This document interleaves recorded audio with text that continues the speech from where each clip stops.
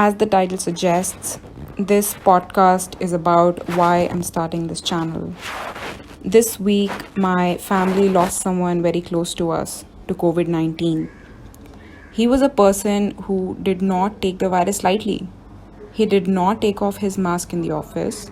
He did not eat food in the office. His family did not even hire a house help since March 2020. His passing is a huge loss for us, but what makes it all the more worse is the unfairness of it. A person who put up with the discomfort of wearing a mask for 8 to 10 hours continuously every day will never get to breathe that post pandemic air. He should have been one of the people who were going to end the pandemic, not a person who the pandemic ended. This story, unfortunately, is not unique. Many people who have caught this virus wonder how this happened to them, and some of them have even succumbed to it. I have so far been able to dodge this virus with whatever precautions I have been taking.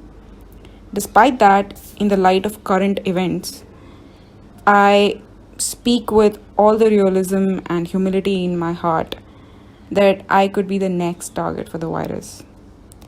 So, why are the precautions that we took during the first wave not able to protect us during the second wave? We are all aware of COVID guidelines, masks, social distance, and washing hands. But most of the population has to step out to make a living. They often work in proximity to other people, and it just cannot be avoided. If we talk about masks, they are most efficient when everyone is wearing it properly. But we are way too far into the pandemic to not know that this isn't usually the case. Despite one individual's best efforts, the risk of infection is sometimes in the hands of others. What do we do to take full charge of our own health? This past year, I have been gathering information from the public domain on how this virus behaves and how we interact with the virus. Through this channel, I wish to organize this hodgepodge of useful information and explain how it should guide our behavior. With a fast evolving virus that is literally out for blood, we need to evolve as well. I'll back my suggestions with historical data, research articles, personal experiences, and a few analogies.